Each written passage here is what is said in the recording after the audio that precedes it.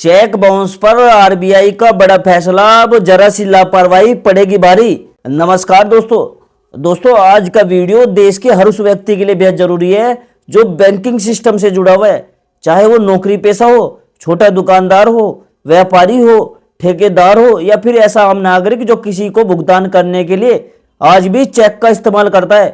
आज हम बात करने वाले हैं चेक बाउंस से जुड़े उस बड़े फैसले की जिसे आरबीआई और बैंकिंग सिस्टम ने हाल ही के टाइम में और ज्यादा सख्त बना दिया है।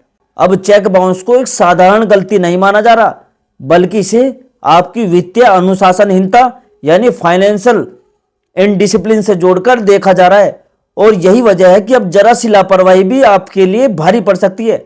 आज के समय में बहुत सारे लोग ये सोचते हैं कि चेक बाउंस होना कोई बहुत बड़ी बात नहीं है, दोबारा चेक दे देंगे या बैंक में जाकर बात संभाल लेंगे। लेकिन दोस्तों, अब हालात बदल चुके हैं। आरबीआई ने बैंकों को साफ निर्देश दिए हैं कि जो लोग बार बार चेक बाउंस करते हैं उन्हें हाई रिस्क कस्टमर की कैटेगरी में रखा जाएगा। इसका सीधा असर आपके बैंक खाते पर, आपकी साख पर, आपके सिबिल स्कोर और भविष्य में मिलने वाले लोन या क्रेडिट सुविधाओं पर पड़ सकता है। अब सबसे पहले समझना जरूरी है कि चेक बाउंस आखिर होता क्या है। आमतौर पर लोगों को लगता है कि चेक बाउंस सिर्फ तब होता है जब खाते में पैसा नहीं होता, लेकिन हकीकत यह है कि आज के चेक बाउंस होने की कई वजह होती है। खाते में बैलेंस कम होना सिर्फ एक वजह है, इसके अलावा सिग्नेचर का मैच न होना, चेक पर गलत तारीख लिख देना, ओवर राइटिंग करना, चेक का एक्सपायर हो जाना, अकाउंट का फ्रीज होना, स्टाम्प पेमेंट लग जाना या फिर बैंक की तकनीकी वजह भी चेक बाउंस का कारण बन सकती है। आरबीआई का मानना है कि इतनी सारी सुविधाओं के बावजूद अगर कोई व्यक्ति बार बार चेक बाउंस कर रहा है तो यह केवल गलती नहीं बल्कि लापरवाही है। अगर बार बार चेक बाउंस होते हैं तो इससे पूरे सिस्टम पर असर पड़ता है। इसी वजह से आरबीआई ने बैंकों को यह अधिकार दिया है कि वे बार बार चेक बाउंस करने वाले खाते की निगरानी करें, उनके लेन देन पर नजर रखें और जरूरत पड़ने पर सख्त कदम उठाए। अब सवाल ये उठता है कि आरबीआई के इस नए फैसले से आम आदमी पर क्या असर पड़ेगा।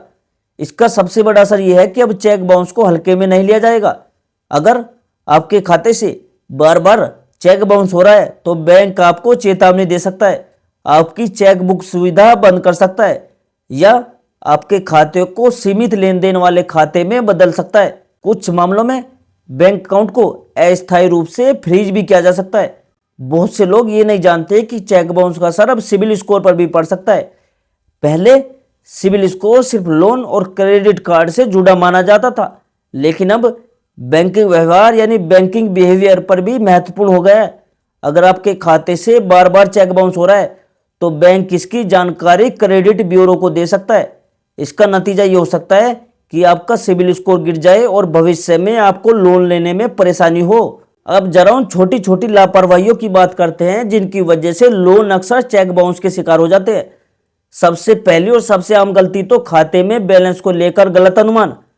बहुत लोग सोचते हैं कि खाते में जितना पैसा दिख रहा है उतना पूरा इस्तेमाल किया जा सकता है, लेकिन वे ये भूल जाते हैं कि बैंक को कुछ ऑटो डेबिट, ईएमआई या चार्ज बाद में काट सकता है। नतीजा ये होता है कि चेक जमा होते ही खाते में बैलेंस कम पड़ जाता है और चेक बाउंस हो जाता है। दूसरी बड़ी गलती सिग्नेचर को लेकर होती है। आपने जब बैंक खाता खोला था तब जो सिग्नेचर दिया था वह समय के साथ बदल सकता है, लेकिन बैंक के रिकॉर्ड में पुराना सिग्नेचर ही रहता है। अगर आपके वर्तमान सिग्नेचर और बैंक रिकॉर्ड में मौजूद सिग्नेचर में थोड़ा सा भी फर्क हुआ तो बैंक चेक को रिजेक्ट कर सकता है। आरबीआई के नए निर्देशों के बाद बैंक इस तरह की गलतियों को भी गंभीरता से ले रहे हैं। तीसरी गलती है पोस्ट डेटेड चेक को लेकर होती है। बहुत से लोग भविष्य की तारीख का चेक दे देते हैं, लेकिन तारीख लिखते समय गलती कर देते हैं। कहीं अंक साफ नहीं लिखा, कहीं महीनों की स्पेलिंग गलत हो गई, कहीं ओवर राइटिंग कर दी। बैंक ऐसे चेक को स्वीकार नहीं करता और सीधे बाउंस करता है। एक और गंभीर वजह है अकाउंट का फ्रीज होना। आजकल केवाईसी अपडेट न होने, पैन आधार लिंक न होने या संदिग्ध लेन देन की वजह से बैंक खाते फ्रीज कर दिए जाते हैं। अगर आपका खाता फ्रीज है और आपने किसी को चेक दे रखा है तो वह चेक जरूर बाउंस होगा और मामला और ज्यादा भी बिगड़ सकता है। अब बात करते हैं कानूनी पहलू की। चेक बाउंस आज भी कानूनन अपराध है। न्यूसेबल इंस्ट्रूमेंट एक्ट की धारा 138 के तहत अगर किसी का चेक बाउंस होता है तो चेक प्राप्त करने वाला व्यक्ति कानूनी कार्रवाई कर सकता है। इसमें पहले लीगल नोटिस भेजा जाता है, फिर कोर्ट केस हो सकता है, जुर्माना लग सकता है और गंभीर मामलों में सजा का भी प्रावधान है। आरबीआई का नया फैसला इस कानून को हटाता नहीं बल्कि इसके साथ साथ बैंकिंग स्तर पर सख्ती और बढ़ा देता है। बैंक भी अब चेक बाउंस को लेकर पहले से ज्यादा सख्त हो चुके हैं। अगर किसी खाते से बार बार चेक बाउंस हो रहा है तो बैंक उस ग्राहक को नोटिस भेजता है, उसकी चेकबुक सुविधा रोकता है या भविष्य में चेक जारी करने से भी मना कर देता है। बिजनेस अकाउंट के मामले में तो बैंक लेन देन की सीमा भी तय करते हैं। अब सवाल यह है कि आम आदमी खुद को कैसे सुरक्षित रखे। इसका सबसे पहला उपाय है कि अपने खाते में हमेशा एक सुरक्षित बैलेंस रखो। कभी भी पूरा पैसा निकालकर खाते को शून्य ना छोड़ो। दूसरा उपाय है कि अगर आपका सिग्नेचर बदल गया है तो बैंक जाकर उसे अपडेट करवा लो। यह एक छोटा सा काम है लेकिन आपको बड़ी परेशानी से बचा सकता है। तीसरा उपाय यह है कि पोस्ट डेटेड चेक देने से पहले उसकी एक फोटो अपने पास जरूर रख लो। इससे फ्यूचर में अगर कोई विवाद होता है तो आपके पास सबूत भी रहेगा। चौथा उपाय है कि अपनी केवाईसी पूरी रखो और टाइम टाइम पर उसे अपडेट करते रहो।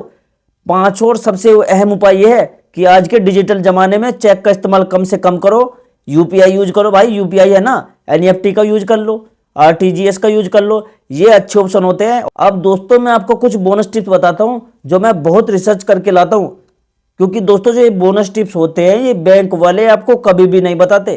तो चलिए ध्यान से देखो। अब देखो दोस्तों, अगर आप किसी को चेक दे रहे हो तो उसी दिन अपने मोबाइल या डायरी में ये नोट कर लो कि कौन सा चेक नंबर है, कितनी रकम है और किस तारीख के लिए दिया गया है। इससे कई बार भूलने की वजह से होने वाला बाउंस से बचा जा सकता है। दूसरी बोनस टिप्स, कभी भी एक ही व्यक्ति को बार बार चेक देने की आदत ना डालो। बैंक ऐसे खाते को मॉनिटरिंग लिस्ट में डाल देता है, खासकर तब जब भुगतान की रकम बड़ी हो। अगर आपके खाते में ईएमआई, इंश्योरेंस प्रीमियम या एसआईपी ऑटो डेबिट में कटती है तो चेक देने से पहले यह जरूर देख लो कि अगले 7 से 10 दिनों में कोई ऑटो डेबिट तो नहीं आने वाला। एक और बात याद रखो, चेक बाउंस होने पर बैंक जो पेनल्टी काटता है वह सिर्फ एक बार की नहीं होती। कई बैंक सेंडर और रिसीवर दोनों से अलग अलग चार्जेस काटते हैं, इसलिए बाउंस का असली नुकसान लोगों को दिखता नहीं है। अगर किसी वजह से आपको लगता है कि चेक क्लियर नहीं हो पाएगा तो सामने वाले व्यक्ति को पहले से सूचित कर दो। कई मामलों में लीगल नोटिस इसी वजह से आता है कि सूचना समय पर नहीं दी गई। अगर आपका ज्वाइंट अकाउंट है तो उसमें चेक देते समय ये जरूर जांच लो कि खाते का मोड ईथर और सर्वाइवर है या ज्वाइंटली। गलत मोड होने पर भी चेक रिजेक्ट हो सकता है। अगर आप बिजनेस करते हो तो हर महीने के एंड में अपने इश्यू चेक की एक सिंपल लिस्ट बना लो। इससे आपको पता रहेगा कि कितनी लायबिलिटी पेंडिंग है। आजकल कुछ बैंक चेक बाउंस डेटा को इंटरनल स्कोर कार्ड में जोड़ रहे हैं। इसका असर फ्यूचर में ओवरड्राफ्ट लिमिट, सीसी लिमिट और इवन होम लोन रेट पर भी पड़ सकती है। कभी भी पुराने एड्रेस या बंद हो चुके मोबाइल नंबर वाले खाते से चेक जारी ना करो। बैंक वेरिफिकेशन में दिक्कत आने पर भी क्लियरेंस रोका जा सकता है। अगर दोस्तों आपका चेक गलती से बाउंस हो गया है तो तुरंत बैंक से रीजन लिखित में लो। कई बार टेक्निकल रीजन होता है जिसे बाद में लीगल केस में स्ट्रॉन्ग डिफेंस की तरह इस्तेमाल किया जा सकता है। उम्मीद है कि यह जानकारी आपके लिए उपयोगी रही होगी।